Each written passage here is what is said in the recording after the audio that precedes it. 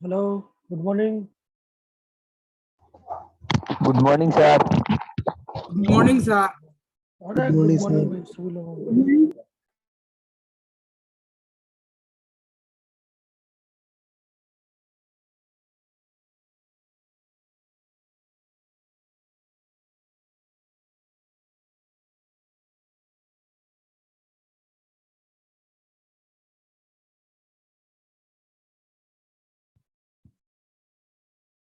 चलिए तो जल्दी स्टार्ट करते हैं। लास्ट क्लास में जैसा कि मैं देख पा रहा हूँ अपना हो गया था बेसिक आइडिया इमिशन स्पेक्ट्रम और एब्जॉर्प्शन स्पेक्ट्रम का, और हमने अलग अलग सीरीज के बारे में बात किया था, लाइमन सीरीज, बामर सीरीज, और उनके ऊपर सवालों को अपन लोग सॉल्व कर रहे थे, है ना। आई थिंक इतना ही हुआ था अपना लास्ट क्लास में।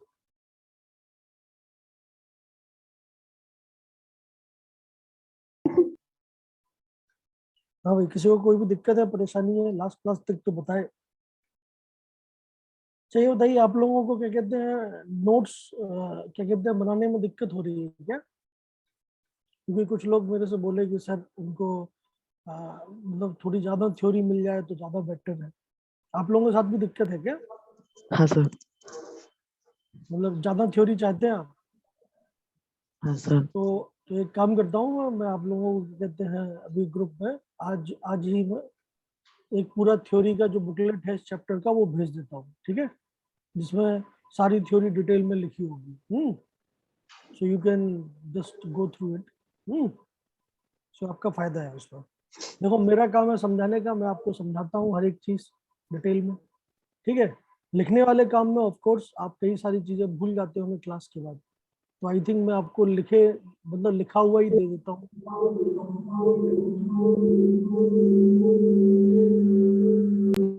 संजीर आलम जी, आपका माइक इतना ज्यादा आवाज क्यों कर रहा है?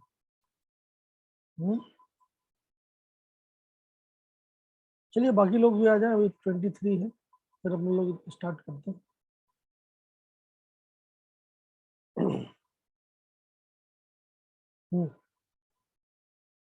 तो मैं जो आपसे पूछ रहा था वो आपको समझ में आया? क्योंकि कुछ लोगों ने मेरे से रिक्वेस्ट किया है कि सर हमें समझ में तो सब आता है क्लास के अंदर, बट जब हम नोट्स बनाने बैठते हैं तो हम मैक्सिमम चीज़ें मतलब नहीं लिख पाते, ठीक है। सो उसका क्या किया जाए? तो मैंने उनसे बोला है, मतलब जब उनसे बोला है तो आपसे भी बोल देता हूँ कि I will give you notes of each and every topic in detail, ठीक है। तो अभी जो जो मैं लिख के देता हूँ आपको वो तो शॉर्ट नोट है ही आपके पास, ठीक है, वो समझने वाले नोट्स हैं। बाकी मतलब कॉपी पर लिखने वाले नोट्स डिटेल में वो सब जो है आप मतलब क्यों ही लिखोगे, इट्स बेटर कि मैं आपको दे देता हूँ, आप उससे पढ़ लीजिए, ठीक है। ओके, तो शुरुआत से लेके अभी तक के सारे नोट्स मैं आपको भेज दूंगा आज। किसी को कुछ कहना है इस बारे में तो बिल्कुल बोले, किसी को पुराने टॉपिक में अभी तक के टॉपिक में डाउट है तो बताए, बोलिए।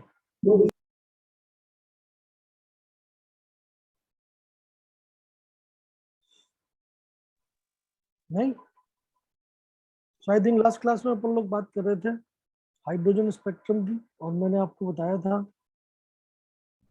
नूरुल जामन जी, आप मत देखिए बोर्ड पर, दिख रहा है आपका, ठीक है।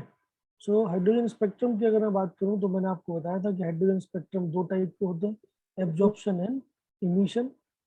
और जो एब्जॉर्प्शन स्पेक्ट्रम है वो जनरली एनर्जी कौन कौन सी लैम्डास आपके एटम ने एब्जॉर्ब की और वो हाई एनर्जी में चला गया उसके ऊपर बेस्ड है।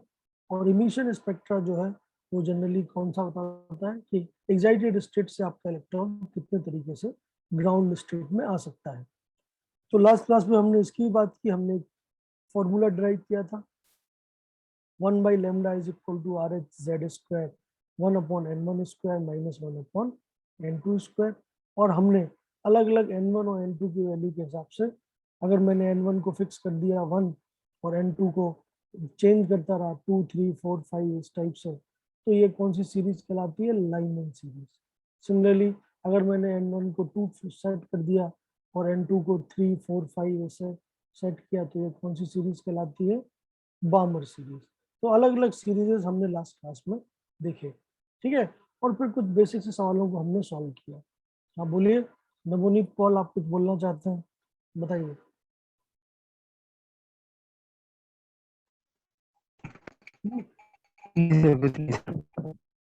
नहीं, चलो ठीक है, ओके। सो आज अपन लोग बात करेंगे इसके आगे के टॉपिक्स की। आई थिंक अपन लोग इस वाले मतलब टॉपिक पे थे, और अलग अलग ट्रांजिशंस में, इलेक्ट्रॉनिक ट्रांजिशंस में आप लैम्डा निकाल रहे थे। कभी वेवलेंथ पूछा जाता है, कभी एनर्जी पूछी जाती है, कभी फ्रिक्वेंसी पूछी जाती है। तो ऑफ कोर्स वो सारे काम हम लोग यहाँ पे कर रहे थे, ठीक है। चलिए, सो इट्स बेटर, क्योंकि मेरे पास बने हुए शॉर्ट नोट हैं, तो मैं उनके थ्रू ही आपको समझाऊँ। It's better.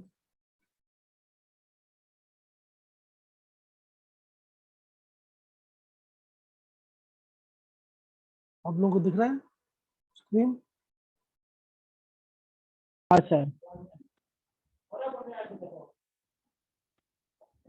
तो आई थिंक लास्ट क्लास में आप लोगों की जो बात चल रही थी वो ये थी, जिसमें मैंने आपको एब्जॉर्प्शन स्पेक्ट्रम, इमिशन स्पेक्ट्रम, ठीक है, और उसके बाद अलग अलग सीरीजेस, Lyman series, बामर series, Paschen, bracket, ये सब बताया था, ठीक है।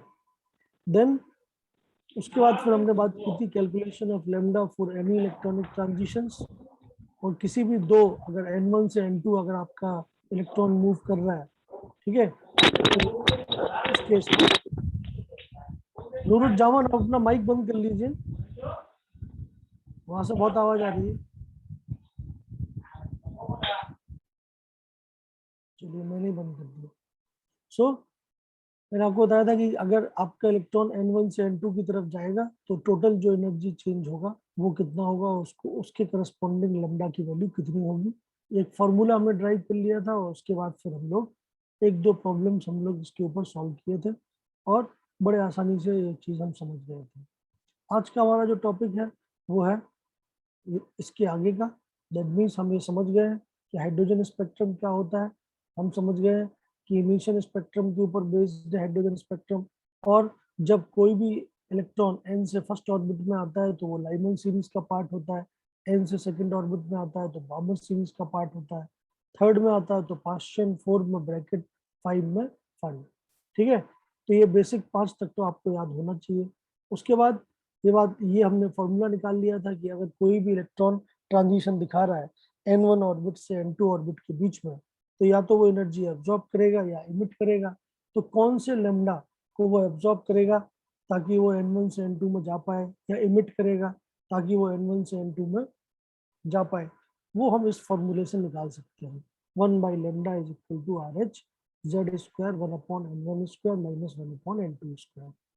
उसके बाद फिर एक दो सवाल हमने सॉल्व किए थे। बोलिए, ये वाला सवाल आपको आपने सॉल्व किया था क्या लास्ट क्लास में?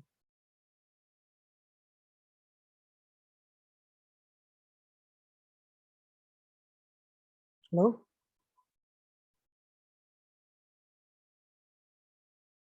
हाँ भाई, कोई भी लास्ट क्लास वाला आदमी?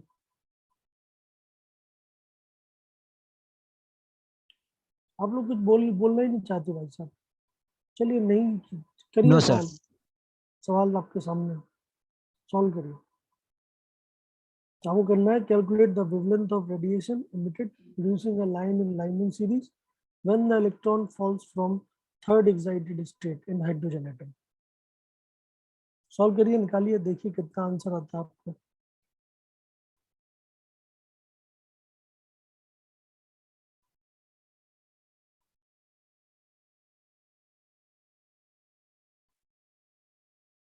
तो मैंने आपको हर बार बोला है कि जब भी आपको सवाल मिलता है, आप सबसे पहले सवाल को पढ़िए, और उसके अंदर जो भी डेटा गिवन है उसको उसको लिख लीजिए, जो नोन है, जो अननोन है, जो हमें निकालना है। नोन और अननोन के बीच में रिलेशन वाला कोई भी फॉर्मूला आप उठा के और उसके अंदर डेटा को ऐड कर दीजिए, you will get your answer.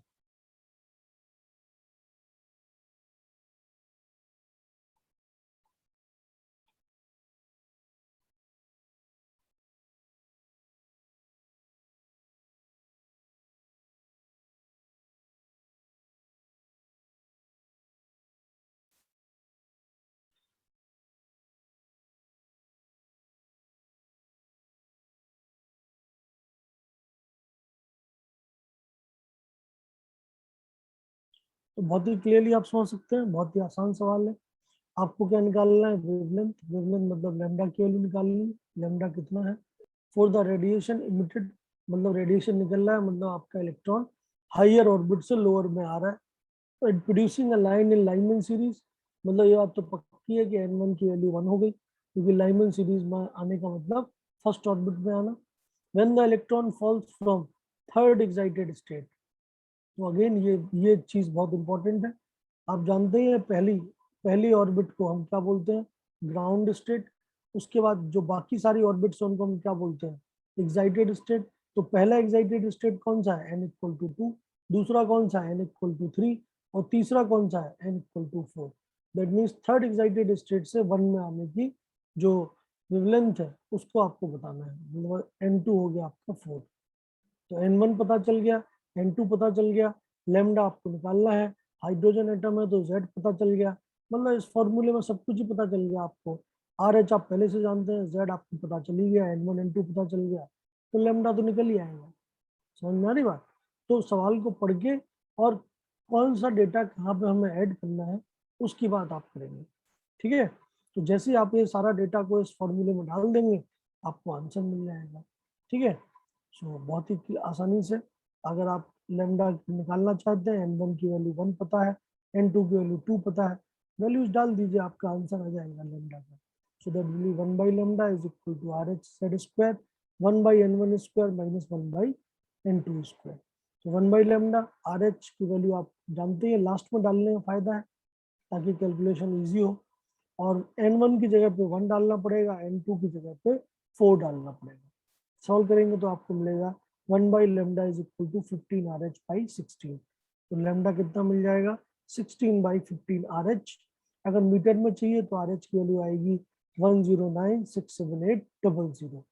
अगर सेंटीमीटर में आंसर चाहिए तो 00 को हटा दीजिए, ठीक है? तो RH हमें मीटर में ही आंसर चाहिए, तो हमने ये वैल्यू निकाल ली, इसको सॉल्व करेंगे तो आंसर इतना करीब आएगा, ठीक है? समझ में आया सबको? बोलिए, कोई दिक्कत है आपको?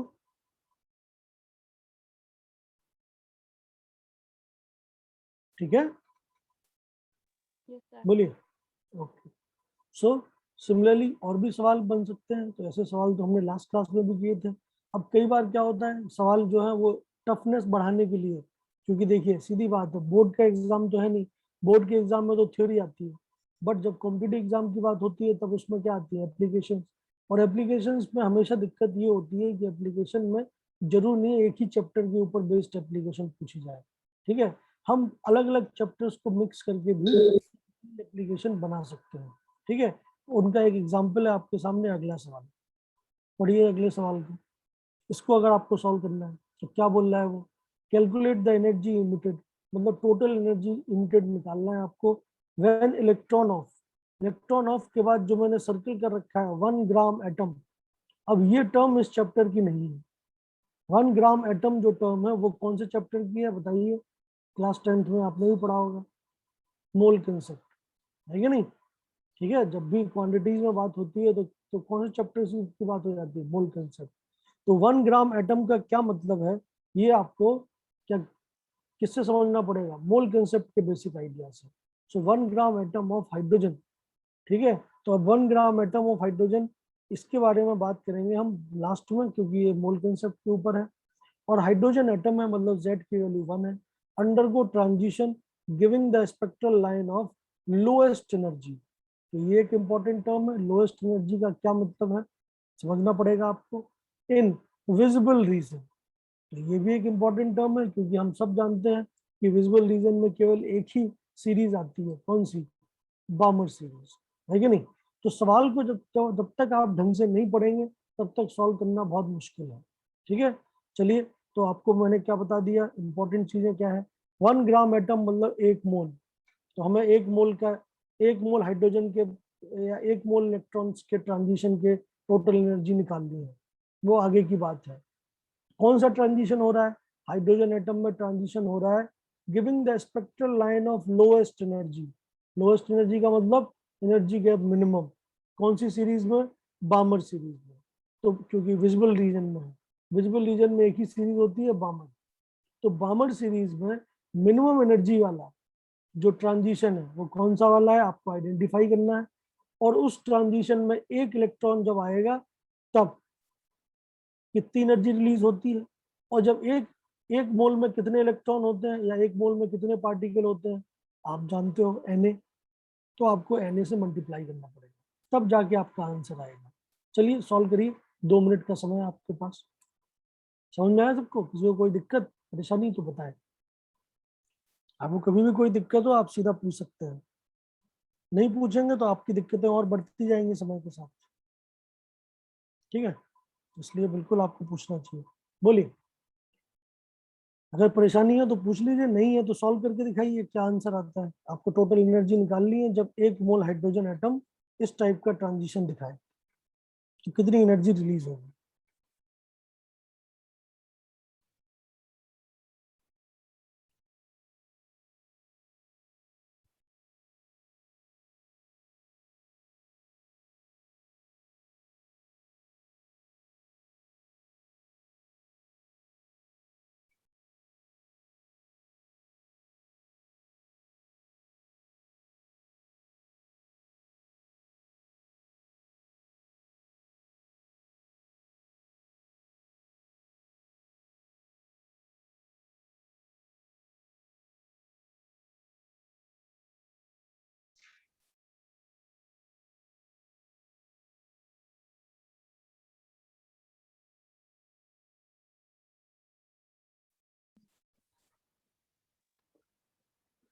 सुहाना जी कुछ कहना चाहती हैं आप, बताइए। नहीं?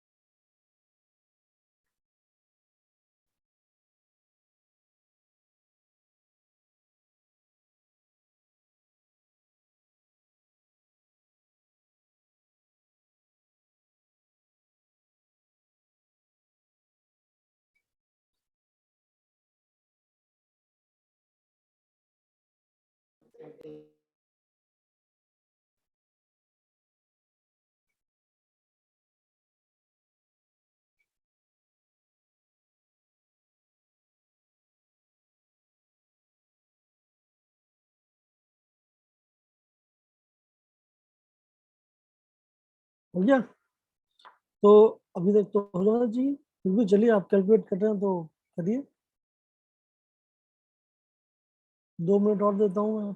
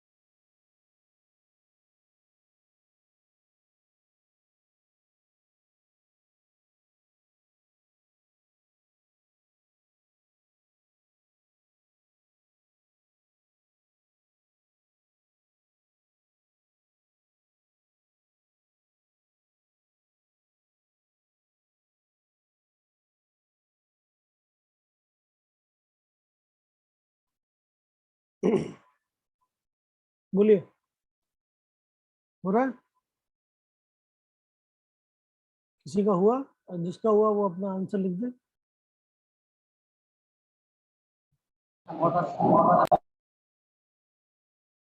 नहीं, चलिए तो बहुत ही आसान है। चलिए तो मैं ही करके दिखा देता हूँ, आप लोगों को मौका दिया मैंने। कोशिश करने वालों की हार नहीं होती, कोशिश करते रहिए, होगा। चलिए, सबसे पहले हमें ये पता होना चाहिए कि 1 ग्राम एटम कितना होता है। तो 1 ग्राम एटम एज पर मोल कंसेप्ट होता है 1 mole of that particular atom. So अगर 1 ग्राम एटम ऑफ हाइड्रोजन लिखा है, दैट मीन्स हमारे पास टोटल क्वांटिटी एटम्स की है 1 मोल। ठीक है, और 1 मोल में कितने एटम होते हैं? हम सब जानते हैं कि 1 मोल में एवोगैड्रो नंबर ऑफ पार्टिकल्स होते हैं, मतलब एवोगैड्रो नंबर ऑफ मोल्स, मतलब एटम्स होंगे। चलिए, तो हमें टोटल एटम्स पता है, एवोगैड्रो नंबर है। हम पहले एक एटम के अंदर ट्रांजिशन की एनर्जी निकाल लेते हैं। तो हमारा ट्रांजिशन कौन सा वाला है? हमारा ट्रांजिशन है बामर सीरीज। बामर सीरीज मतलब N1 की वैल्यू 2 है। ठीक है, सेकंड ऑर्बिट में आएगा। और सबसे लोएस्ट एनर्जी कब होगी बामर सीरीज में? अभी आपने देखा, अगर ये बामर सीरीज है रेड कलर वाली, तो बताइए मिनिमम एनर्जी गैप कौन से वाले में है, कौन से ट्रांजिशन में है? जहां मैंने टिक लगा रखा है।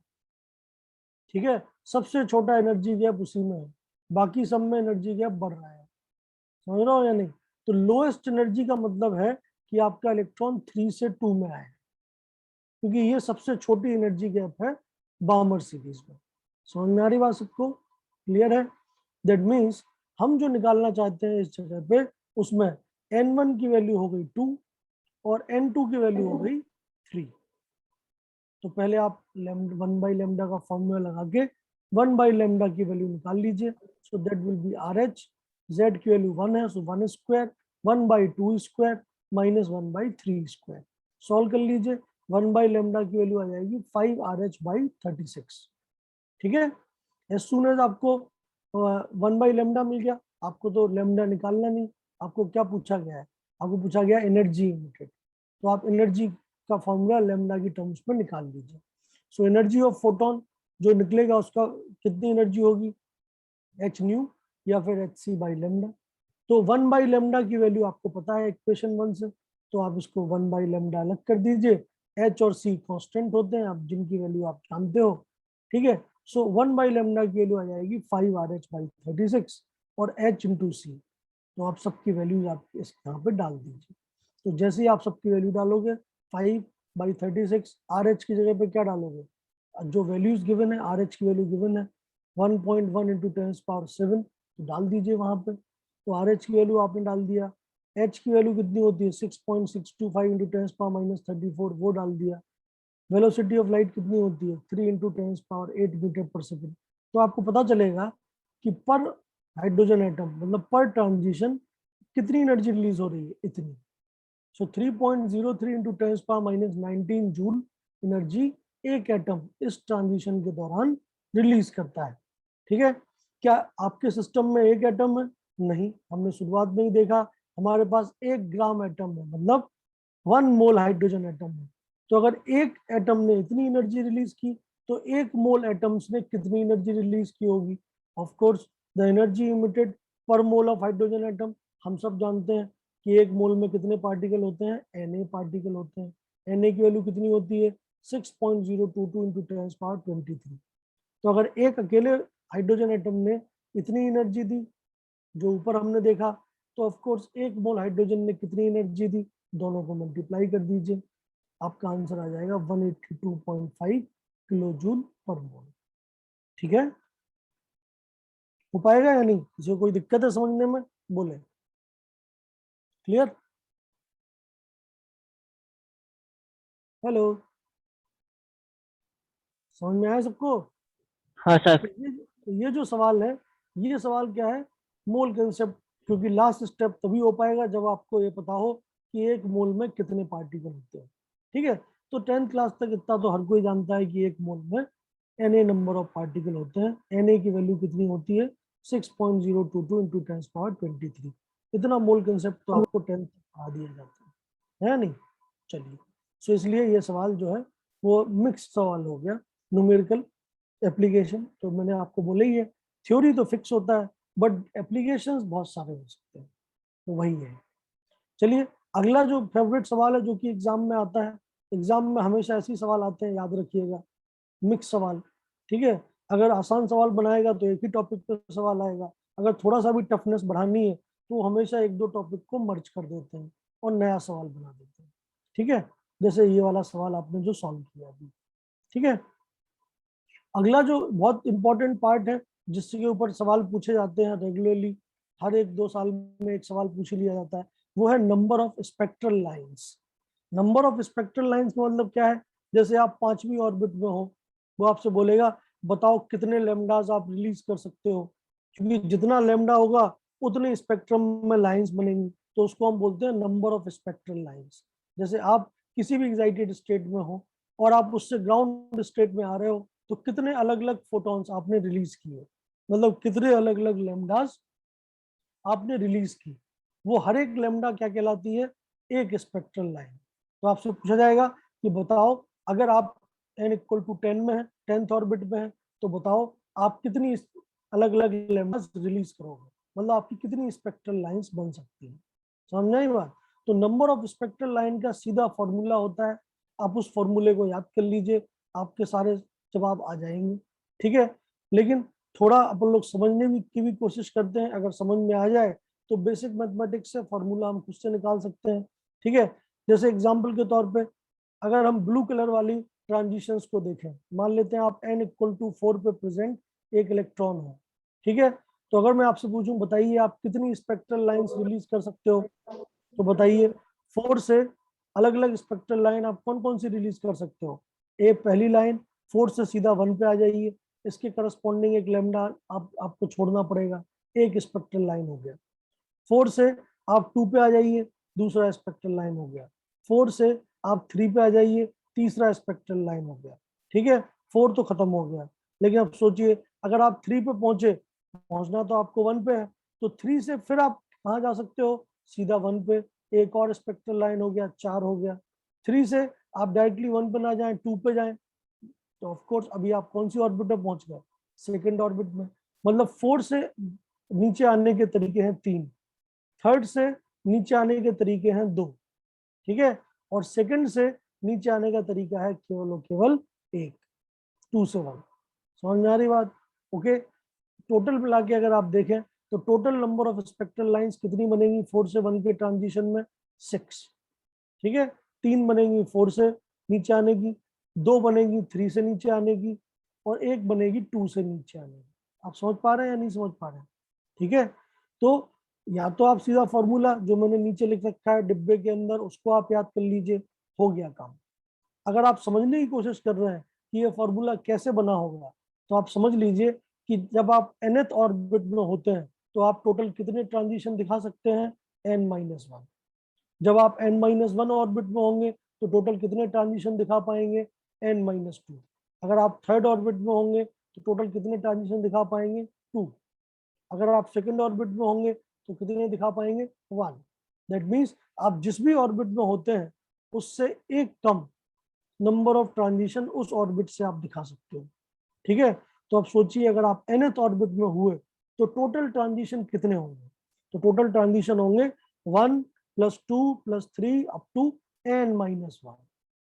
ठीक है, इनका पूरा सम कर दीजिए। तो मैथमेटिक्स में, बेसिक मैथमेटिक्स में आपने इतना तो पढ़ा ही होगा कि शुरुआत के n नंबर्स का सम कितना होता है, n × n+1/2। पढ़ा है सबने या नहीं, बोलिए। शुरुआत के n नंबर्स 1 + 2 + 3 अप टू 10, तो उनका सम कितना होता है, n × n+1/2। बोलिए, पढ़ा है नहीं पढ़ा है? अरे एपी का सम है, अर्थमेटिक प्रोग्रेशन, 10th क्लास तक पढ़ाया जाता है। नहीं पढ़ा है? अरे बोलना पड़ेगा आपको भैया, अगर आप नहीं बोलेंगे तो फिर कैसे चलेगा। क्लास समाप्त हो गई आपकी भाई साहब, आप लोगों की क्लास में बोलने वाले लोग खत्म हो गए। बोलिए, ये फॉर्मूला आप जानते हैं या नहीं जानते हैं जो ऊपर लिखा हुआ है कि शुरुआत के Yes, n sir. नंबर्स का सम n × n+1/2 होता है। नवनीत पॉल, आप कुछ बोल रहे थे, यस सर या नो सर? Yes, sir. तो मैथमेटिक्स का इस्तेमाल करें तो n नंबर का सम होता है n into n plus one by two. मेरा जो सम आ रहा है वो आ रहा है n माइनस वन तक, तो मैं n की जगह पे n माइनस वन डाल दूंगा तो मुझे एक फॉर्मूला मिल जाएगा। तो जितने लोग मैथमेटिक्स से नफरत करते हैं, जिनको मैथमेटिक्स समझ में नहीं आता है, वो लोग ये डेरिवेशन मत समझे, वो सीधा फॉर्मूला याद करें कि नंबर ऑफ स्पेक्ट्रल लाइन होती है, अगर आप nth ऑर्बिट में हैं तो टोटल स्पेक्ट्रल लाइंस आप रिलीज कर सकते हो n into n minus one by two. समझ में आया? बस इसको याद करिए आप, ठीक है? डेरिवेशन भूल जाओ। अगर आपको मैथमेटिक्स से दिक्कत है, मैथमेटिक्स समझ में नहीं आता है, कोई बात नहीं, आप फॉर्मूला याद करिए, अलग से इंपॉर्टेंट मार्क करके लिख लीजिए कि अगर आप nth ऑर्बिट में होते हैं और आपको nth ऑर्बिट से ग्राउंड स्टेट में आना है तो आप कितनी अलग अलग लेमडास को रिलीज कर सकते हैं, n into n minus one by two. बात खत्म। समझ में आई बात? ठीक है? अगर मैथमेटिक्स पता है तो आप समझना चाहते हैं तो मैंने समझाने की भी कोशिश की है, ठीक, आप समझ सकते हैं। अगर आप नहीं, मतलब मैथमेटिक्स में उतने एफिशिएंट नहीं है, कोई बात नहीं, घबराइए मत, केवल फॉर्मूले पे फोकस करिए। तो नंबर ऑफ स्पेक्ट्रल लाइन का फॉर्मूला होता है n into n minus one by two. इसका मतलब क्या है? अगर आप 10th ऑर्बिट में है, 10वीं ऑर्बिट में है, तो आप टोटल कितनी लाइन रिलीज कर सकते हो 10वीं से 1 में आने में? 10 इंटू नाइन बाई टू, मतलब टोटल कितना हो जाएगा? 45। समझ में आई बात? तो बस ये फॉर्मूला आप याद रखिए, नंबर ऑफ स्पेक्ट्रल लाइन का, इसके ऊपर सीधा सवाल पूछा जाता है। तो आपको अगर कोई ऐसे सवाल पूछता है कि आप nth ऑर्बिट में हो, बताइए कितना लाइंस आप रिलीज कर पाओगे ग्राउंड स्टेट तक आने में, तो आप सीधा n की वैल्यू डाल दीजिए इस फॉर्मूले में, आपका आंसर आ जाएगा। ठीक है? कोई कुछ कहना चाहता है तो कहे, नहीं तो आगे बढ़ते हैं।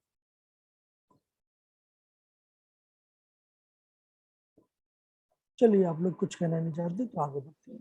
सो बहुत ही सिंपल तरीके से आप देख सकते हैं, जैसे तो फॉर्मूला क्या निकला, number of spectral lines emitted by an electron in nth orbit to ground state is how much, n into n minus one by to.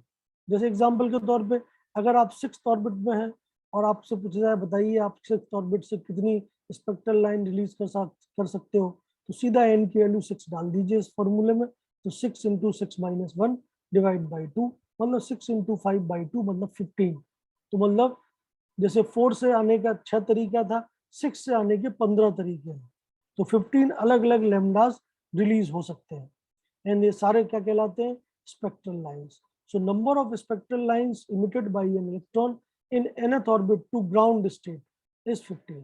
सो मतलब in this case is n into n minus one by two. तो अगर आप 6th orbit में है तो n की value 6 डाल दीजिए, 10th ऑर्बिट में है n की वैल्यू 10 डाल दीजिए और अपना आंसर निकाल लीजिए। समझ में आई बात? बोलिए, क्लियर है? Yes. हेलो?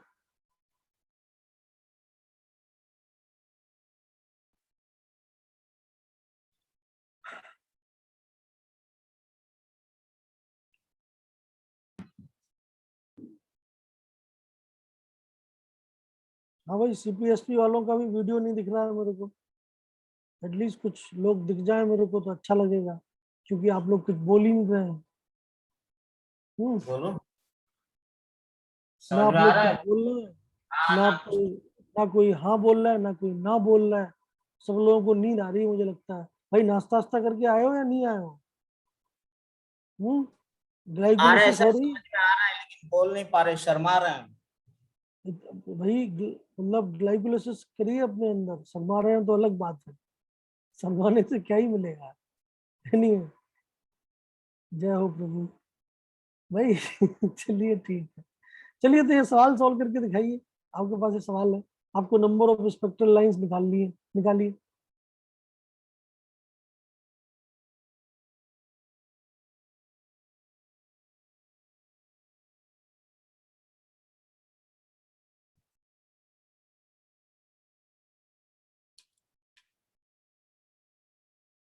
केवल ब्लू कलर वाले सवाल को ही देखें, रेड कलर वाले आंसर्स को मत देखें, वो गलत भी हो सकते हैं।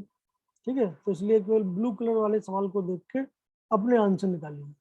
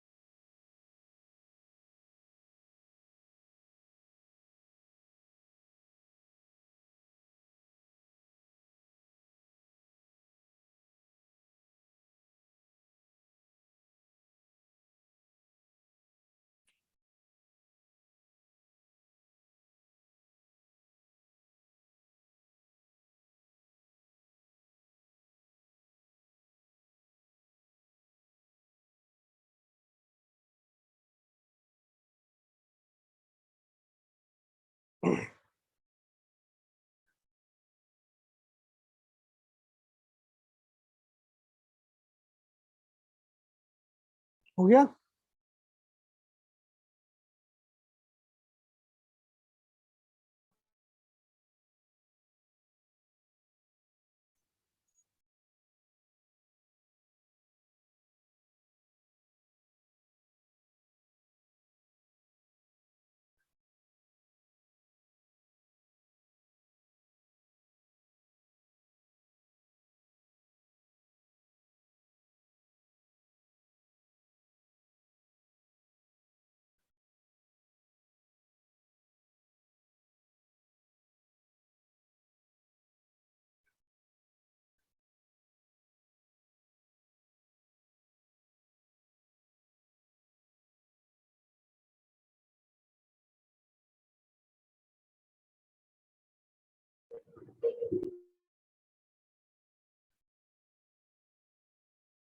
चलिए, तो अभी तक हो जाना चाहिए था, बहुत ही आसान सवाल है।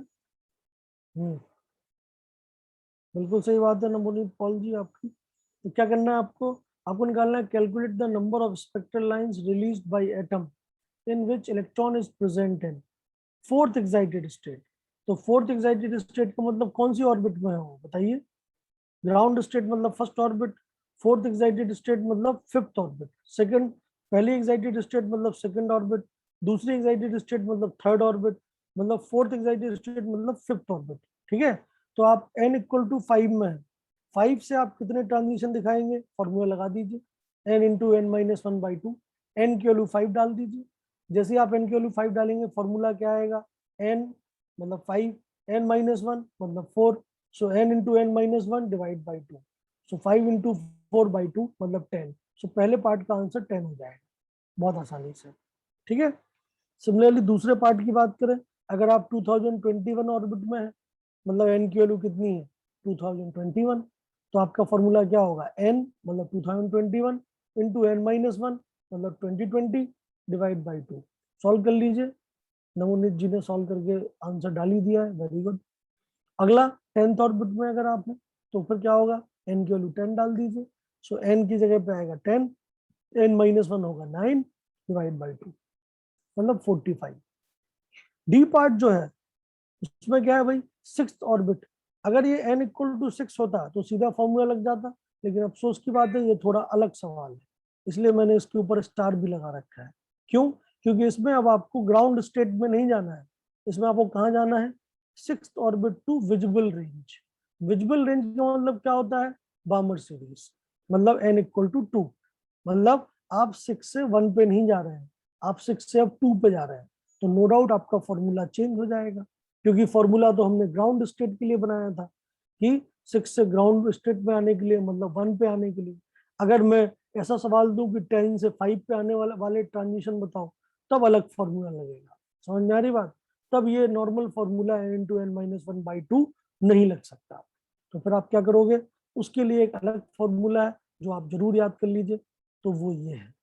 क्या है भाई? For an electron which is transition from n1 to n2, और ये बात पक्की है कि n1 बड़ा है n2 से, otherwise n1 minus n2 negative आ जाएगा, और नंबर कभी नेगेटिव, स्पेक्ट्रल लाइंस का नंबर नेगेटिव हो नहीं सकता। तो हमेशा जो वैल्यू बड़ी हो उसको n1 मानिए, जो छोटी हो उसको n2 मानिए। ठीक है, और फॉर्मूला आपके सामने है, उस फॉर्मूले का यूज कर लीजिए। ठीक है, तो क्या मिलेगा आपको?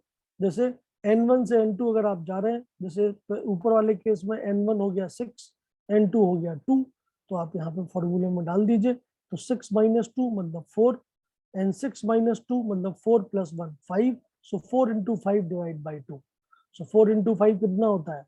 20 डिवाइड बाई 2 मतलब 10, सो डी पार्ट का आंसर आएगा 10 यूजिंग दिस फॉर्मूला। तो ये फॉर्मूला बहुत बढ़िया है, इस फॉर्मूले को मैथमेटिक्स से ही निकाला गया है, और ऑफ कोर्स आप लोग मैथमेटिक्स में थोड़े कमजोर हैं या आपको पसंद नहीं है, तो आप ये फॉर्मूला याद कर लीजिए, इसको लिख लीजिए। ठीक है, सीधा नंबर देगा ये आपको एग्जाम में। ठीक है, तो अगर कोई आपसे बोलता है कि मैं 2020 ऑर्बिट से, मतलब मैं कहूँ कि 1950 ऑर्बिट में चला गया, बताओ कितने कितने मतलब स्पेक्ट्रल लाइंस बनेंगी? तो भैया बड़े वाले को n1 मान लीजिए, छोटे वाले को n2 मान लीजिए, और इस फॉर्मूले के अंदर डाल दीजिए, you will get your answer. Clear है? बोलिए, समझ में आया सबको? कोई कुछ कहना चाहता है?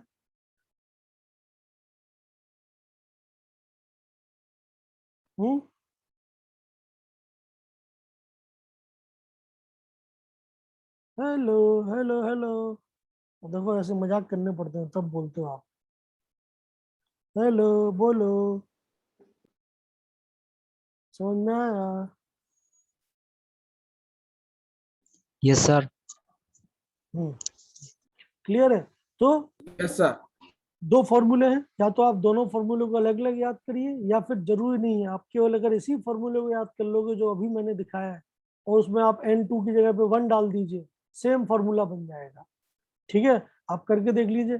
यहाँ पे अगर आप n2 की जगह पे 1 डाल देते हैं तो यहाँ पे क्या मिल जाएगा, और n1 की जगह पे n, मतलब ग्राउंड स्टेट में आने वाला, तो ये आ जाएगा n, ये होगा -1, तो ये ब्रैकेट बन जाएगा n-1, और यहाँ पे क्या बनेगा, n-1 + 1 मतलब n, so n × n-1 divide by 2। तो जो पुराना फॉर्मूला है वो भी इससे निकल आता है। ठीक है, तो ये फॉर्मूला बहुत बढ़िया है, इसको आप याद कर लीजिए। तो दैट विल डू। तो डी पार्ट का आंसर कितना आया, 10। ठीक है, और तो डी पार्ट मैंने नीचे सॉल्व भी कर रखा है, आप देख सकते हैं। n1 की वैल्यू है 6, और आपको विजुअल रेंज में आना है, तो n2 की वैल्यू है 2। 6 - 2 × 6 - 2 + 1 डिवाइड बाई 2, 4 × 5/2 10, तो 10 will be your answer. So this is the basic idea. समझ में आया सबको? तो यहाँ तक आके हमने क्या खत्म कर लिया है, हमने खत्म कर लिया एटॉमिक स्पेक्ट्रम।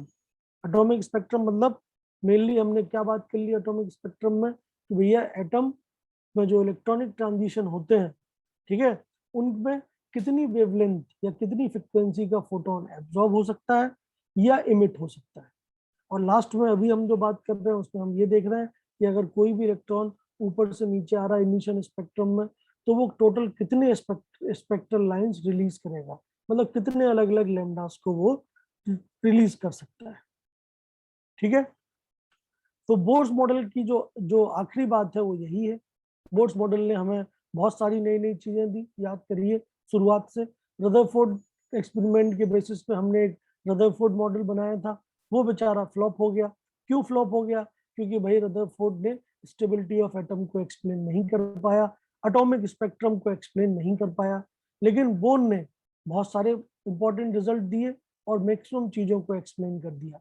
एक तो स्टेबिलिटी ऑफ एटम को एक्सप्लेन कर दिया, दूसरा डिस्क्रीटनेस दे दी, हमें अलग अलग फॉर्मूलेज मिले, रेडियस के Rn = R0 n²/z, Vn = V0 z/n, और सबसे इंपॉर्टेंट एनर्जी का फॉर्मूला मिला, En = -13.6 इलेक्ट्रॉन वोल्ट z²/n²।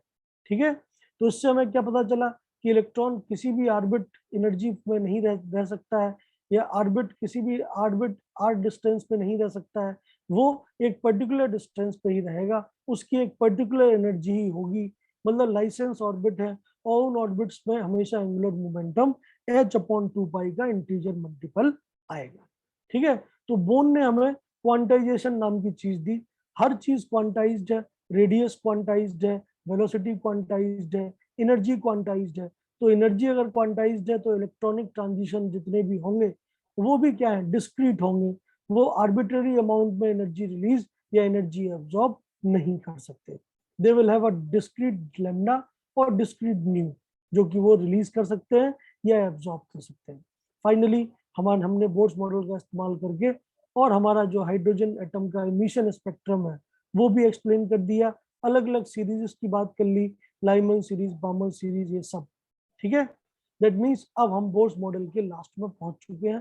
तो सीधी सी बात है, बोर्स मॉडल की भी अपनी खुद की कुछ ना कुछ ड्रॉबैक्स है। तो वो ड्रॉबैक्स क्या है, अब हमें उसकी बात करनी है।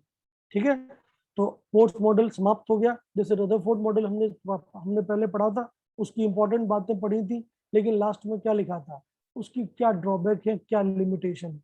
ठीक है, उन्हीं लिमिटेशन को हमने बोर्स मॉडल से सॉल्व किया। अब बोर्स मॉडल भी खत्म हो गया, तो हमें ये देखना है कि बोर्स मॉडल की क्या लिमिटेशन है। तो बोर्स मॉडल की जो ड्रॉबैक है या लिमिटेशन है, एक एक करके हम उसे नोट करते हैं। सबसे पहली जो ड्रॉबैक है या लिमिटेशन है वो है कि bourse model is valid only for hydrogen like atom. That means हम जब भी बोर्स मॉडल का यूज करते हैं, हमेशा हम कौन से एटम लेते हैं, hydrogen like single electron system. ठीक है, दैट मीन्स मल्टीपल इलेक्ट्रॉन्स अगर होंगे आपके एटम में तो बोर्स मॉडल वैलिड नहीं होगा। समझ में आ रही बात? तो ये केवल और केवल hydrogen, helium plus, lithium 2 plus, beryllium 3 plus, बस इन्हीं सब एटम्स के लिए ही बोर्स मॉडल वैलिड है। It is not valid for normal multi electron atom. समझ आई बात? तो प्रोटॉन बहुत सारे हो सकते हैं, नो डाउट। न्यूक्लियस पे चार्ज तो हमने Ze ही लिया था, लेकिन इलेक्ट्रॉन एक ही होगा। ठीक है, तो सिंगल इलेक्ट्रॉन सिस्टम के लिए ही बोर्स मॉडल वैलिड है। मल्टीपल इलेक्ट्रॉन्स अगर आ जाएंगे तो बोर्स मॉडल इनवैलिड हो जाता है। तो ये इसकी पहली लिमिटेशन है, पहली ड्रॉबैक है। दूसरी सबसे इंपॉर्टेंट लिमिटेशन जो है वो है क्या? ये स्प्लिटिंग ऑफ स्पेक्ट्रल लाइंस को नहीं बता पाता। ठीक है, होता क्या है कि अभी जैसे हमने बोला कि 3 से 2 में आए तो एक लेमडा रिलीज हुई। जब एक्सपेरिमेंटली उस लेमडा को देखा गया तो उस लेमडा को जब हम स्ट्रॉन्ग इलेक्ट्रिक फील्ड में रखते हैं तो वो अलग अलग छोटी छोटी लाइंस में स्प्लिट हो जाता है। तो जब मैग्नेटिक इलेक्ट्रिक फील्ड में रखते हैं और जो स्प्लिटिंग देखने को मिलती है, that is known as Stark effect experimentally. और जब मैग्नेटिक फील्ड में हम रखें, स्ट्रॉन्ग मैग्नेटिक फील्ड में, और उसमें स्प्लिटिंग देखने को मिले, एक सिंगल लाइन मल्टीपल लाइंस में टूट गई due to high amount of electric field और magnetic field, then electric field में स्प्लिटिंग कहलाती है स्टार्क इफेक्ट और मैग्नेटिक फील्ड में स्प्लिटिंग कहलाती है जीमान इफेक्ट। और हमारा बोर्स मॉडल स्टार्क इफेक्ट और जीमान इफेक्ट के बारे में कुछ नहीं बोल सकता। ठीक है, ये एक्सपेरिमेंट है जिनमें स्प्लिटिंग देखी गई, लेकिन बोर्स मॉडल में तो ऐसा कुछ हो ही नहीं सकता, क्योंकि बोर्स मॉडल में एक ऑर्बिट और दूसरी ऑर्बिट के बीच की एनर्जी फिक्स है, तो लाइन एक ही आनी चाहिए। समझ में आ रही बात? बट जब हमने एक्सपेरिमेंट करके देखा दूसरे लोगों ने, तो उन्होंने बोला भैया एक ऑर्बिट और दूसरे ऑर्बिट के बीच में मल्टीपल लाइंस आ रही हैं। ठीक है, वो आपको ऐसे नहीं दिख रही हैं, लेकिन जब आप उन्हें एनलार्ज करोगे या इलेक्ट्रिक फील्ड में उनको दूर दूर भगा दोगे या मैग्नेटिक फील्ड लगा के दूर दूर कर दोगे, तब आपको वो दिखती हैं। तो इलेक्ट्रिक फील्ड में दूर दूर करने वाला काम स्टार्क नाम के आदमी ने किया। ये स्टार्क आयरन मैन नहीं है, तो बिल्कुल आयरन मैन के बारे में मत सोचिए। अगर आप सोच रहे हैं तो स्टार्क इंडस्ट्रीज में आ गए आप लोग, वो नहीं है। स्टार्क साइंटिस्ट है जिसने इलेक्ट्रिक फील्ड, ये जो लैम्डा निकली, एक एक स्पेक्ट्रल लाइन निकली, उसको मैग्नीफाई करके देखा, तो उसे पता चला कि ये अकेली लाइन नहीं है, ये बहुत सारी लाइंस का नेट सम है। ठीक है, ये चीज बोर्स मॉडल एक्सप्लेन नहीं कर पाता है। ठीक है, जीमान इफेक्ट, मैग्नेटिक फील्ड में यही सेम स्प्लिटिंग, ये भी बोर्स मॉडल एक्सप्लेन नहीं कर पाता है। ठीक है, रीजन क्या है? रीजन है कि अभी तक आपने इलेक्ट्रॉन को केवल और केवल पार्टिकल मान रखा है। वास्तव में जो सब एटॉमिक स्पीशीज होती हैं जो मूव करती हैं, वो पार्टिकल के साथ साथ वेव नेचर भी दिखाती हैं, और वेव नेचर अभी तक हमने इंक्लूड नहीं किया है, जो हमारा अगला टॉपिक है। समझ में आ रही बात? क्योंकि हमें इसको करेक्ट तो करना ही पड़ेगा, है कि नहीं? तो ऑर्बिट का कंसेप्ट दिया है बोर्ड ने, ऑर्बिटल का कंसेप्ट नहीं दिया है। ठीक है, तो ऑर्बिटल का जो कंसेप्ट है वो कब आएगा? जब हम इलेक्ट्रॉन को पार्टिकल के साथ साथ वेव नेचर वाला भी मानेंगे, तो वो अभी तक हमने नहीं माना है। ये बोर्ड की लिमिटेशन है। समझ में आ रही बात? क्लियर है? बोलिए। ठीक, तो I can say the main drawback of Bohr's model is it is not able to explain Stark effect और जीमान इफेक्ट, ऐसा लिखा रहेगा किताबों में। अगर आप एनसीईआरटी पढ़ते हैं या जो भी बुक आपके पास है, तो उसमें यही सेम चीज ऐसी लिखी होगी। क्लियर है बात? बोलिए। ओके, इसके अलावा जो अभी मैंने बोला, जैसे अगले जो है, जो हमने अभी तक नहीं पढ़ा है लेकिन हम पढ़ेंगे आगे रिसेंट टाइम में, वो ये है कि it is not able to explain Heisenberg uncertainty principle. Heisenberg uncertainty principle एक बहुत ही इंपॉर्टेंट प्रिंसिपल है, जो किसके ऊपर बेस्ड है? डुअल नेचर ऑफ मैटर के ऊपर। ठीक है, डुअल नेचर ऑफ मैटर का मतलब क्या होता है? ये होता है कि भैया कोई भी मूविंग पार्टिकल होता है एटॉमिक रेंज में जो चल रहा है, तो चल तो एक ही पार्टिकल रहा है, इलेक्ट्रॉन। प्रोटॉन न्यूट्रॉन तो चल नहीं रहे, वो तो न्यूक्लियस के अंदर फिक्स है। तो जो इलेक्ट्रॉन चल रहा है, तो ये बोला जाता है कि इलेक्ट्रॉन के साथ, मतलब इलेक्ट्रॉन में पार्टिकल नेचर तो है ही, मतलब उसकी ट्रेजेक्टरी हमने बना ली है बोर्स मॉडल में, but that is also behaves like a wave at the same time.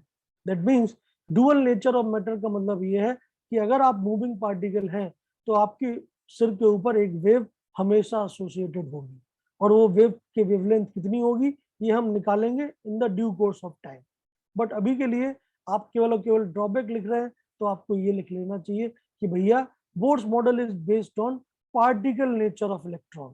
समझ में आई बात? In reality electron is not only a particle, it is also a wave. समझ में आ रही बात? That means dual nature of electron का inclusion Bohr's model में नहीं है। ठीक है, सो this is the main drawback again. तो ये 3 मेजर ड्रॉबैक्स हैं जो मैंने आपको बताई किसकी, बोर्स मॉडल की। ठीक है, तो बोर्स मॉडल की पहली ड्रॉबैक, ये केवल हाइड्रोजन लाइक एटम में ही अप्लाई होता है। दूसरी ड्रॉबैक, इसमें इलेक्ट्रिक फील्ड और मैग्नेटिक फील्ड में जो स्प्लिटिंग हो रही है, स्टार्क एंड ज़ीमान इफेक्ट, ये एक्सप्लेन नहीं कर पाता है। तीसरी चीज, इसने इलेक्ट्रॉन को पार्टिकल मान रखा है, but as per Heisenberg electron particle के साथ साथ वेव भी होता है, और वो वेव नेचर आपने इसके अंदर इंक्लूड नहीं किया है। So these are the 3 major drawbacks और लिमिटेशंस ऑफ बोर्स मॉडल। आप लोगों को मेरी बात थोड़ी बहुत समझ में आ रही है? नहीं? थर्ड पॉइंट जो जैसा लिखा है वैसे ही लिख लीजिए अभी आप। ठीक है, इसको एक्सप्लेन करेंगे हम in the due course of time. जैसे जैसे आगे बढ़ेंगे आपको चीजें और क्रिस्टल क्लियर होती जाएंगी कि मेरा डुअल नेचर का क्या मतलब। ठीक है, डुअल नेचर सब में होता है, आप में भी होता है, मेरे में भी है, लेकिन जब जब हम चलेंगे तब है।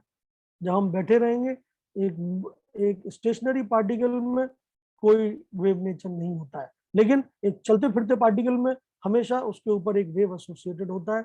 ये बात बोली थी डी ब्रॉगली ने, और डी ब्रॉगली ने ही पहली बार डुअल नेचर का कंसेप्ट इस दुनिया में लेके आए थे। वो हम देखेंगे आगे जस्ट इसके बाद। पहले आप इतना तो आपको लिखना ही पड़ेगा। समझ में आया सबको? कोई कुछ कहना चाहता है? किसी को कोई भी दिक्कत है, परेशानी है, बोलिए।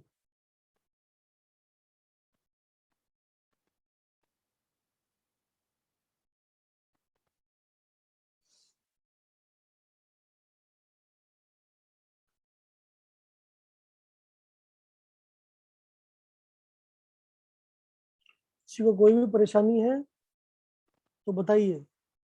नहीं है तो मैं आगे बढ़ जाऊंगा। देखो भाई, सीधी बात है, आप शर्माते रहिए, आपका ही नुकसान है, मेरा नहीं है। ठीक है, मेरे को आता है भाई, आपको सीखना है, तो सीखने वाले लोगों को शर्म नहीं आनी चाहिए। सर 2 वाला समझे? पॉइंट फिर से समझाइए सर। कौन सा वाला? 2 वाला सर। 2। 2 पॉइंट सर जी, यस सर। हाँ भाई, तो 2 वाले पार्ट में क्या है भाई, जैसे मैं बोलूं कि इलेक्ट्रॉनिक ट्रांजिशन हो रहा है, मान लेते हैं बोलूं कि बामर सीरीज में ट्रांजिशन हो रहा है 3 to 2, तो बोर्ड्स मॉडल या आपके हिसाब से 3 से 2 की वेवलेंथ कितनी होगी? 1/λ RH Z square 1/2 square minus 1/3 square. तो आपका तो एक ही लाइन आ रहा है, लेमडा, लेमडा की एक ही वैल्यू निकलेगी फॉर्मूला लगाने पे। ठीक है, लेकिन कुछ साइंटिस्ट थे, उन्होंने उन्होंने क्या किया, उन्होंने इस एक स्पेक्ट्रल लाइन को जब स्ट्रॉन्ग मैग्नेटिक फील्ड या स्ट्रॉन्ग इलेक्ट्रिक फील्ड में मैग्नीफाई करके देखा, मतलब इसको उन्होंने बड़ा कर दिया। जैसे होता है ना, आपको दूर से एक लाइन ही दिख रही है, लेकिन जब आप उसको मैग्नीफाई करोगे तो आपको बहुत सारी लाइंस का नेट सम भी देखने को मिल सकती है, बगल बगल में खिंची हुई बहुत सारी लाइंस। ठीक है, तो वही सेम काम किया स्टार्क और जीमान नाम के आदमी ने। तो स्टार्क और जीमान ने क्या किया, इंडिविजुअल एक एक लाइन को, एक एक ट्रांजिशन को स्ट्रॉन्ग इलेक्ट्रिक फील्ड और मैग्नेटिक फील्ड में कराया। तो उन्हें क्या मिला? उन्हें मिला भाई साहब कि एक लाइन नहीं है, मल्टीपल लाइंस है, जो कि बहुत ही क्लोजली पैक्ड है। ठीक है, तो जो मल्टीपल लाइंस है दैट मींस अलग अलग एनर्जी लेवल्स हैं एक ही ऑर्बिट में। क्योंकि अगर मैं एक ऑर्बिट में एक ही एनर्जी मानूं और दूसरी ऑर्बिट में एक ही एनर्जी मानूं इलेक्ट्रॉन की, तो भैया सीधी बात है, ये एनर्जी डिफरेंस तो फिक्स है, लैम्डा फिक्स है, तो एक ही लाइन आनी चाहिए।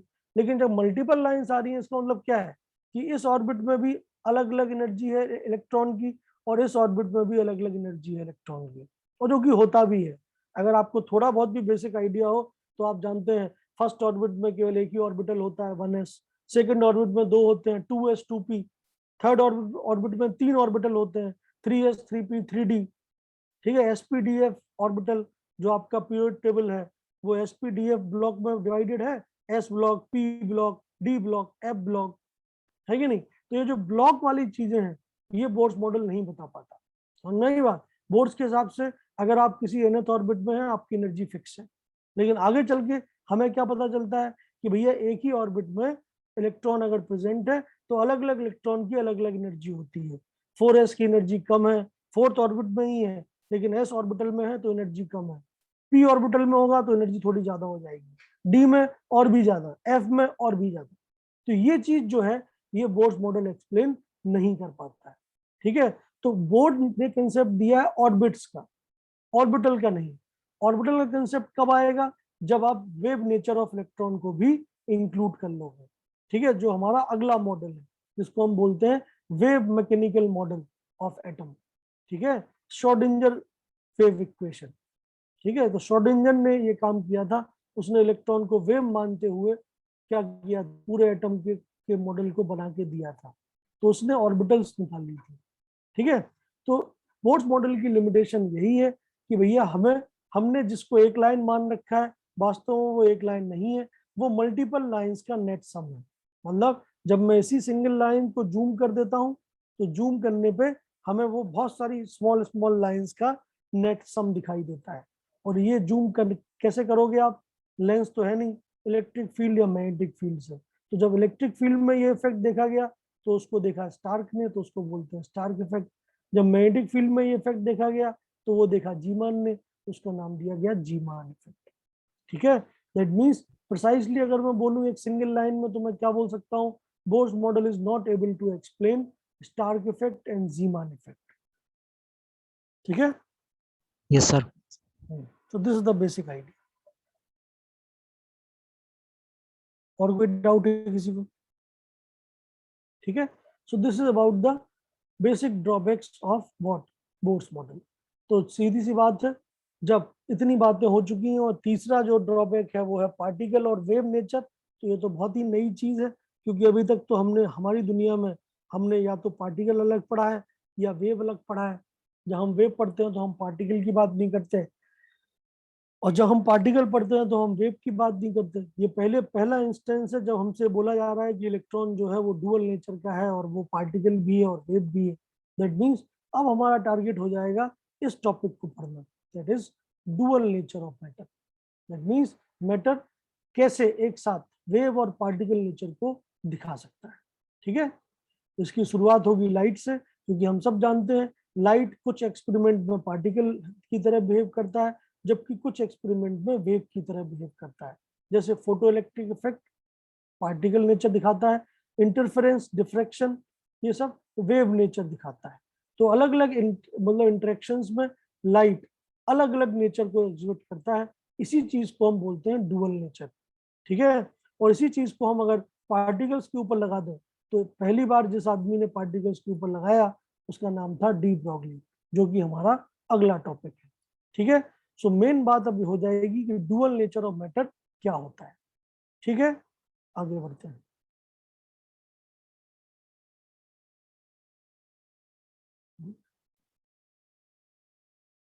ये काम करने हो गया ये तो ये। तो डुअल नेचर को आप समझिए। डुअल नेचर का मतलब क्या है? देखिए, अगर आप पार्टिकल हैं, जैसे आप अपनी दुनिया की बात करें तो आपकी दुनिया यहाँ से लेके यहाँ तक में सिमटी हुई है। आप चेक कर लीजिए, आप बहुत से बहुत 10⁻⁶ मीटर तक की चीजों को देख पाते हैं या उनको पकड़ पाते हैं। उनको भी आप ढंग से नहीं पकड़ पाते एक हिसाब से देखा जाए। माइक्रोमीटर, ठीक है, माइक्रोमीटर थिन। अगर आप अगर एक बाल नीचे पड़ा हुआ है तो आपने एक बाल को भी नीचे से ऊपर उठाने में आपको दिक्कत होती है। समझ में आ रही बात? आसानी से नहीं उठा पाते आप। ठीक है, और बाल की जो थिकनेस है वो 10⁻⁶ नहीं है, 10⁻⁴, 10⁻⁵ के ऑर्डर में। सोचिए, तो आपकी दुनिया में जितनी भी चीजें हैं जिनको आप देख पाते हैं, एक्सपीरियंस कर पाते हैं, वो इस रेंज में बिलोंग करती है। ठीक है, आप बहुत से बहुत सन को देख पाते हैं। सन का जो डिस्टेंस है या सन अर्थ की जो साइज है वो 10⁻⁶ मीटर के ही ऑर्डर में है। तो आप समझ सकते हैं कि भाई आपकी दुनिया, अर्थ की दुनिया 10⁻⁶ मीटर से 10⁻+6 मीटर की रेंज में है। और इस रेंज में जनरली जितनी भी चीजें होती हैं उनको हम पार्टिकल नेचर की तरह ही देखते हैं। ठीक है, वो पार्टिकल की तरह ही दिखाई देती है। जैसे मैं आपको पार्टिकल ही नजर आता हूँ, वेव तो नहीं दिख रहा। अगर वेव होता तो मेरी पोजीशन होती ही नहीं, मेरी शक्ल होती ही नहीं, मैं पूरे के पूरे स्क्रीन के ऊपर डिस्ट्रीब्यूटेड होता एनर्जी की फॉर्म में। समझ में आ रही बात? So I am looking like a particle, you are also looking like a particle. होता क्या है कि normal day to day life event में जो फिजिक्स आप पढ़ते हो, जिसको हम बोलते हैं न्यूटोनियन फिजिक्स, या क्लासिकल फिजिक्स, क्लासिकल मैकेनिक्स, वो सब पार्टिकल नेचर पे ही बेस्ड है। जैसे आपने एक पत्थर उठाया, पत्थर को v वेलोसिटी से ऊपर फेंक दिया, ठीक है, आप पत्थर की exact position her moment of time पे निकाल सकते हो, ठीक है, exact position x, y, exact velocity. अगर आपने u स्पीड से फेंका, बताइए t टाइम के बाद कितनी स्पीड हो जाएगी, बताइए t टाइम में कितनी हाइट होगी उसकी ग्राउंड से। आप पूरा का पूरा एग्जैक्ट वेरिएशन निकाल सकते हैं प्रोजेक्टाइल मोशन का इस्तेमाल करके। समझ में आ रही बात? दिस इज पार्टिकल नेचर, मतलब पार्टिकल का एग्जैक्ट पोजीशन और एग्जैक्ट वेलोसिटी, मतलब एग्जैक्ट मोशन मुझे पता होता है। समझ में आ रही बात? अगर मुझे पता है आपकी एग्जैक्ट पोजीशन को मैं टाइम के साथ लिख पा रहा हूँ, आपकी एग्जैक्ट वेलोसिटी को मैं टाइम के साथ बता पा रहा हूँ, that means you are a particle. सीधी बात, ठीक है। वेव की पोजीशन हम नहीं बता सकते। वेव को हम क्या बोलते हैं कि एक वेव है जो कि इस रीजन में है, एक डिस्टरबेंस है जो कि इस पर्टिकुलर मीडियम में है, ठीक है। वेव को हम इमेजिन नहीं कर सकते हैं, वेव का कोई ट्रेजेक्टरी नहीं होता है। समझ में आ रही बात? ओके, लेकिन पार्टिकल्स का ट्रेजेक्टरी होता है। पार्टिकल को आपने फेंका तो ऑफ कोर्स आपको एक प्रॉपर ट्रेजेक्टरी, प्रॉपर पाथ देखने को मिलेगा, और उस पाथ में पार्टिकल की एग्जैक्ट पोजीशन एक्स, वाई समय के साथ वेरी करेगी, आप उसको निकाल सकते हैं। प्रोजेक्टाइल मोशन आपको फिजिक्स वाले सर पढ़ाएंगे तुरंत ही। अभी आई थिंक आपका कौन सा चैप्टर चल रहा है? यूनिट एंड डायमेंशन हो गया ना? Yes, sir. हाँ, तो अभी कौन सा चैप्टर चल रहा है? Kinematics, motion in 1D, Calculus. Calculus. अच्छा ठीक है, तो जब जैसे आपका कैलकुलस खत्म होगा, मतलब बेसिक मैथमेटिक्स, उसके बाद आपका टॉपिक स्टार्ट होगा काइनेमेटिक्स। मोशन इन 1D मतलब एक्स एक्सिस के अलोंग या वाई एक्सिस के अलोंग, केवल एक एक्सिस के अलोंग चलना, ये है projectile motion. Motion in 2D तो बस 1D के बाद 2D आपको पढ़ाया जाएगा। उसमें आपको ये सारी वैल्यू निकालनी पड़ेंगी कि क्या पाथ है, पाथ की क्या इक्वेशन है, कितनी मैक्सिमम हाइट अचीव हो सकती है, मैक्सिमम हाइट पे क्या वेलोसिटी है, ये सब आप निकाल पाएंगे। This is like what, a particle nature, जो कि हमारी दुनिया में ऑलमोस्ट सबके पास है, ठीक है, जिनको हम देख पाते हैं। लेकिन सोचिए जब हम एटॉमिक रेंज में चले जाते हैं, एटॉमिक रेंज मतलब 10⁻⁻⁶ मीटर से भी कम, आप बताइए एटम की साइज, हाइड्रोजन एटम की रेडियस, फर्स्ट ऑर्बिट की रेडियस कितनी आ रही थी? 0.529 एंगस्ट्रम। एंगस्ट्रम मतलब 10⁻⁻10 मीटर्स, ठीक है। तो जब आप एटॉमिक रेंज में चले जाते हैं, मतलब एंगस्ट्रम की रेंज में चले जाते हैं, तब आपको हमेशा ये देखने को मिलता है कि कोई भी पार्टिकल जो कि बहुत ही छोटा है, सब एटॉमिक है, वो अगर मूव कर रहा है तो कभी भी उसका सीधा लाइन आपको पता नहीं चलेगा, ठीक है। हमेशा उसकी मुंडी पे एक वेव एसोसिएटेड होगा, और वो वेव का लेमडा जो है वो उसके मोशन पे डिपेंड करेगा, एंड जो लेमडा है, wavelength of the wave associated, that will be inversely proportional to the moment of the particle. तो कभी भी आपका जो पार्टिकल है, जैसे इलेक्ट्रॉन की बात करें, इलेक्ट्रॉन कभी भी सीधी रेखा में नहीं चल सकता, इलेक्ट्रॉन हमेशा वेव की तरह ही बिहेव करेगा। समझ में आ रही बात? दैट मीन्स वो एक रीजन में होगा, मतलब एक ऑर्बिट जो है, वास्तव में ऑर्बिट पे इलेक्ट्रॉन की एग्जैक्ट पोजीशन हमें नहीं पता है, हमें केवल ये पता है कि इस डिस्टेंस पे, इस वॉल्यूम में इलेक्ट्रॉन होगा। समझ में आ रही बात? This is known as wave nature, ठीक है, एसोसिएटेड डुअल नेचर, ठीक है। तो एटॉमिक रेंज के पार्टिकल्स के लिए हमेशा ये चीज वैलिड है कि जब भी वो मूव करते हैं तो उनके ऊपर हमेशा एक वेव एसोसिएटेड होता है। अब अगर मैं मूव कर रहा हूँ और मेरे ऊपर जो वेव एसोसिएटेड है वो एंगस्ट्रम में है, तो क्या मैं वेव की तरह दिखाई दूंगा? नहीं, क्योंकि मेरी साइज तो मीटर्स में है, और मेरे ऊपर एसोसिएटेड वेव अगर 10⁻⁻10 मीटर है तो मेरे लिए नेग्लिजिबल है, मैं उसे देख भी नहीं सकता, तो मैं तो पार्टिकल ही नजर आऊंगा। लेकिन सोचिए अगर आप इलेक्ट्रॉन हैं और आपके ऊपर जो वेव एसोसिएटेड लेमडा, वो अगर निकले एंगस्ट्रम में, मतलब आपके एटम के साइज के बराबर, तो क्या आप कभी एक सीधी रेखा मूव कर पाएंगे? नहीं, आपको हमेशा वेव की फॉर्म में ही मूव करना पड़ेगा। समझ में आई बात? क्यों? क्योंकि आपका वेव नेचर डोमिनेटिंग है, ठीक है। इस चीज को पहली बार कि कितनी वेव एसोसिएटेड होती है मूविंग सब एटॉमिक पार्टिकल्स पे, वो पहली बार ये फॉर्मूला दिया डी ब्रॉगली नाम के आदमी ने। देखिए शुरुआत कहाँ से हुई, शुरुआत अगर मैं आपको बताऊं इस डिस्कशन की, या इस झगड़े की शुरुआत जो हुई वो हुई लाइट से। ठीक है, लाइट के बारे में सबसे पहला ख्यालात पेश किए न्यूटन नाम के आदमी ने, जो बहुत ही पॉपुलर था। अब आज तक भी सबसे ज्यादा पॉपुलर साइंटिस्टों में से एक है न्यूटन। तो न्यूटन ने सबसे पहले लाइट के बारे में बोला, और न्यूटन ने बोला कि लाइट जो है वो पार्टिकल नेचर होता है। ठीक है, लाइट में हम खड़े हो जाते हैं धूप में तो हमें एनर्जी मिलता है। वो एनर्जी कैसे मिल रहा है? क्योंकि लाइट जो आ रही है रेज, वो सब क्या है? पार्टिकल, छोटे छोटे एनर्जी के पैकेट्स हैं, जिनको हम बोलते हैं क्वांटम ऑफ एनर्जी या फोटोन, वही प्लैंक थ्योरी। तो उसी सेम थ्योरी के हिसाब से न्यूटन साहब बोल के गए थे कि लाइट एक पार्टिकल नेचर दिखाता है। मतलब light is a collection of small small particles of energy, और वो एनर्जी पार्टिकल मेरे ऊपर गिरते हैं, मैं उन्हें एब्जॉर्ब कर लेता हूँ तो मेरी एनर्जी बढ़ जाती है। ये न्यूटन का कहना था। ठीक है, न्यूटन नो डाउट बहुत ही महान साइंटिस्ट थे, तो उनके फॉलोवर बहुत सारे थे। ठीक है, तो न्यूटन भाई साहब ये कह के चले गए, तो लोग हर बार लाइट को क्या मानने लग गए? Particle particle particle. ठीक है, न्यूटन के जाने के 100 साल के अंदर ही एक और महान आदमी पैदा हुआ, जिसका नाम आपने नहीं सुना होगा, बट उसका कंट्रीब्यूशन उनसे भी बड़ा है। वो क्या है? उसने बोला, ह्यूगन नाम का आदमी था, ह्यूगन्स प्रिंसिपल।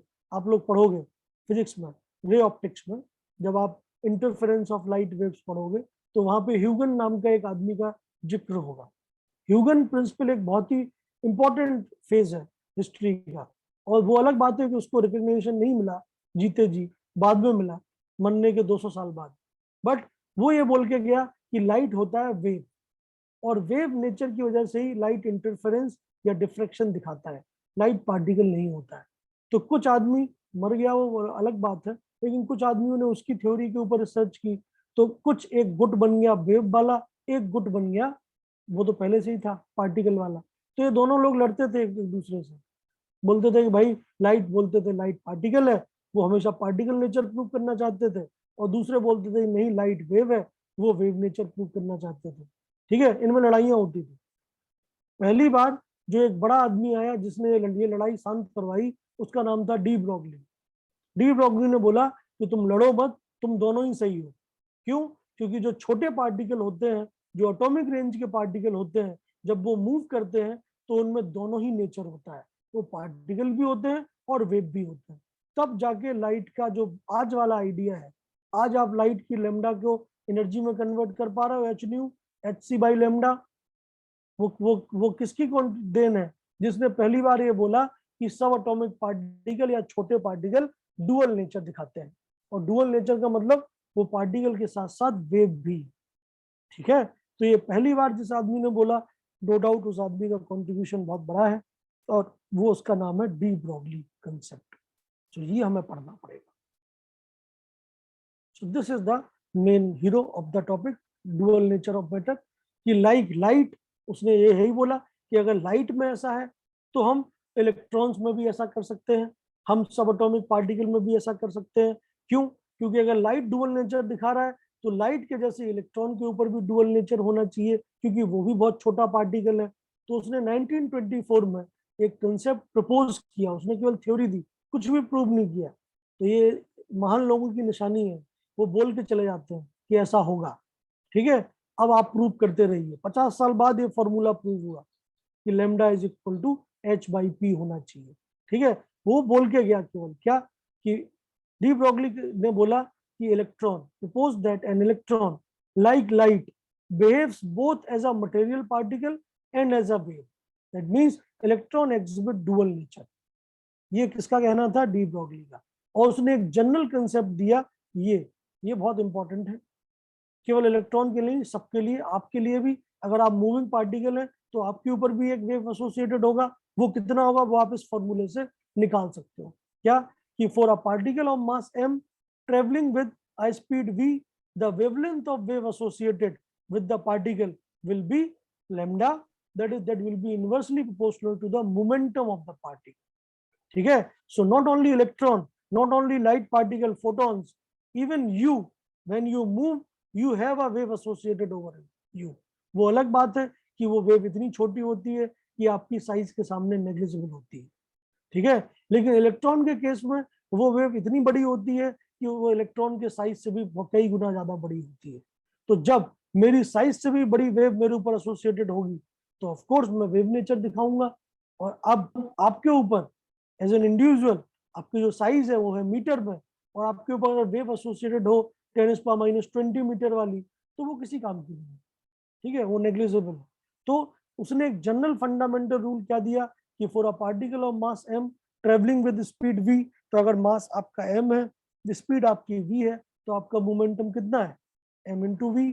तो आपके ऊपर एसोसिएटेड जो वेवलेंथ होगी उसकी उसकी जो वेव होगी उसकी जो वेवलेंथ है lambda, that will be inversely proportional to the momentum of u. समझ में आ रही बात? So this is the most general concept that is given by de Broglie in order to explain dual nature of matter. ठीक है, कोई कुछ कहना चाहता है? फाइनली इसको आप सॉल्व कर लीजिए। सो लैम्डा जो प्रोपोर्शनलिटी कांस्टेंट है वो निकल के आता है h, Planck constant. So formula निकल के आता है lambda is equal to h/p और h/mv। h क्या है? प्लांक कांस्टेंट, जिसकी वैल्यू आपको पहले से ही पता है। ठीक है, उसने प्रूफ कैसे किया था? लाइट को ही बेसिस मान के। हाँ, पहले इतना बताइए, इतने में कि आपको कोई दिक्कत हो रही है या नहीं, बताइए, पूछे नो अगर सर। आपको कोई डाउट है तो। चलिए, बहुत बढ़िया। तो बहुत क्लियरली उसने प्रूव कैसे किया? उसने देखिए स्टेटमेंट क्या दिया था, that an electron like light, मतलब उसने प्रूव किया था अपना स्टेटमेंट लाइट को बेसिस मान के। उसने क्या बोला था? प्रूफ मैं दिखा देता हूँ कि लाइट, अगर लाइट की वेवलेंथ लैम्डा है तो लाइट की एनर्जी कितनी है? hc/λ, प्लांक्स की थ्योरी के हिसाब से।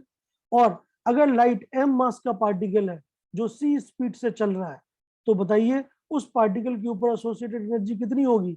एज पर आइंस्टीन mc² होगी या नहीं? बोलिए। ठीक है, ये तो हो गया आपका वेव की energy on the basis of lambda और न्यू। ये हो गया आइंस्टीन की एनर्जी। अगर मैं फोटोन का मास m मान लूं, लाइट के पार्टिकल का मास, फोटोन का मास m और फोटोन की स्पीड है c, तो m मास को जब हम एनर्जी में कन्वर्ट करते हैं तो क्या आता है एज पर आइंस्टीन? कि जब m मास एनर्जी में कन्वर्ट होता है तो एनर्जी कितनी निकलती है? mc²। मोस्ट फेमस रिलेशन जो आपने जरूर पढ़ा होगा कहीं ना कहीं जनरल नॉलेज में या कहीं ना कहीं, कि आइंस्टीन ने ये कंट्रीब्यूट किया है, E = mc², है कि नहीं? तो एक एनर्जी उसी वेव की है hc/λ और h न्यू, और उसी वेव को अगर मैं पार्टिकल मान लूं तो उसकी ऊपर एसोसिएटेड एनर्जी है mc²।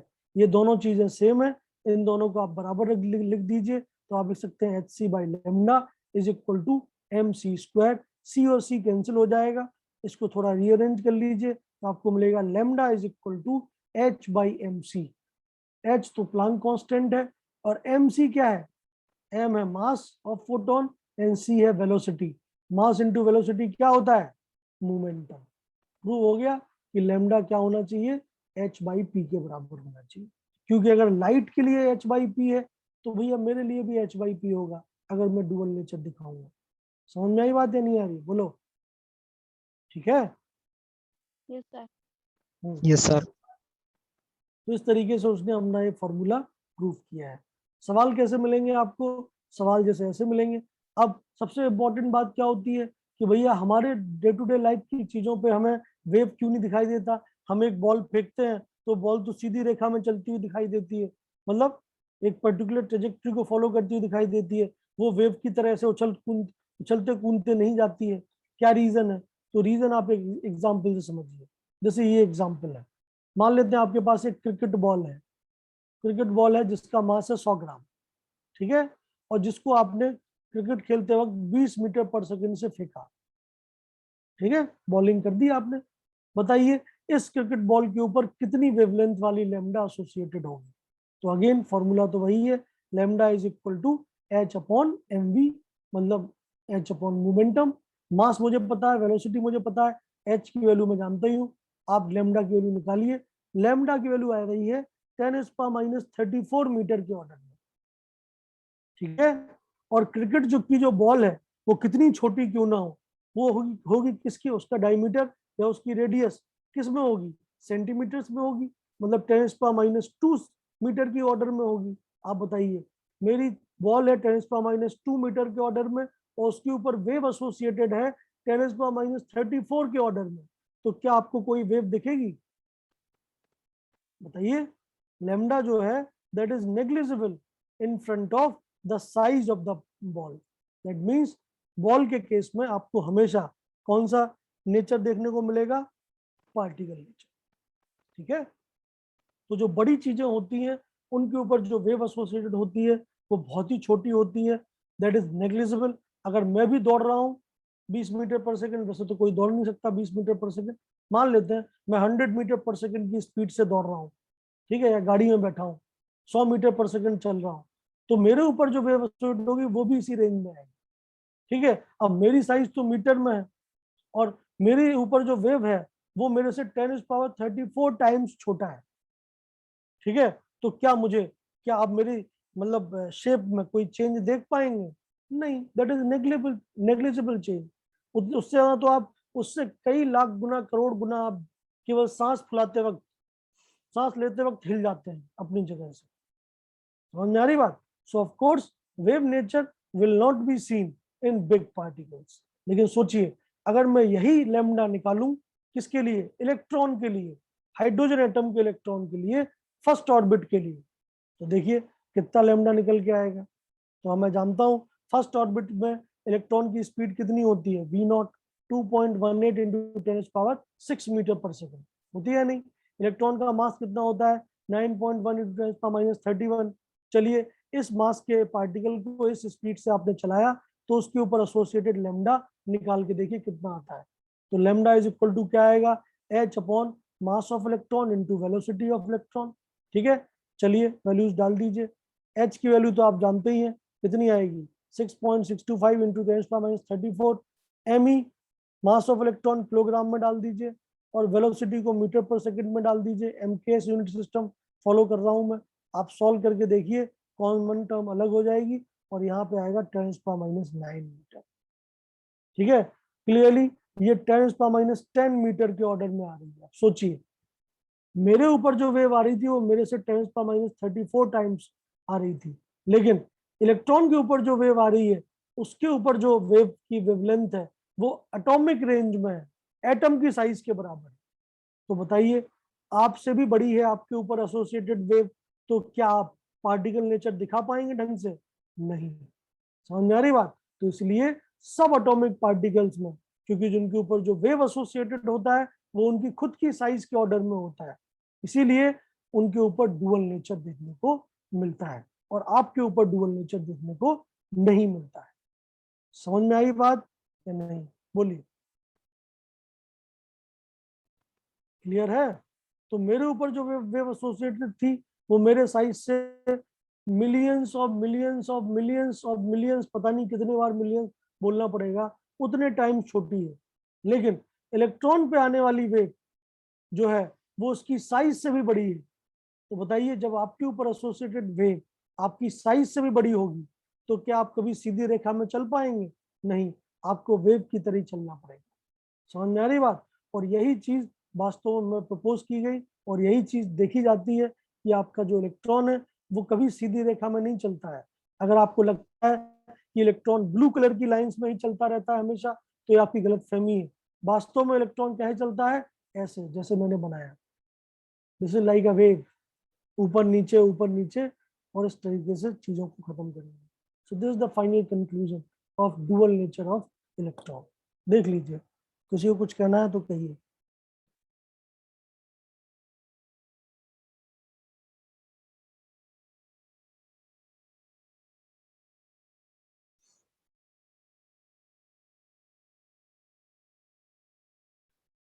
समझ में आया? बोलिए। तो डुअल नेचर का फंडा क्या है कि भाई इलेक्ट्रॉन पार्टिकल है। अगर वो केवल पार्टिकल होता तो वो ब्लू कलर की ट्रेजेक्टरी में जैसे बोर मॉडल ने बताया वैसे ही चलता, लेकिन वो पार्टिकल के साथ साथ क्या है? वेव भी है और उसके ऊपर एसोसिएटेड वेव उसकी साइज के ऑर्डर में है। दैट मीन्स वो कभी सीधी रेखा में या सीधे सर्किल में नहीं घूम पाएगा, वो हमेशा इस टाइप से घूमेगा, वेव बनाते। ठीक है। समझ में आ रही बात? And this is the reality of dual nature. ठीक है। जो ब्लू कलर वाला है that is the ideality on the basis of particle nature, but जो रेड कलर वाला है that is the reality based on dual nature of electron. बोलिए, आप लोग कुछ बोलना चाहते हैं तो बोलिए, नहीं तो बस ये टॉपिक समाप्त हो जाता है।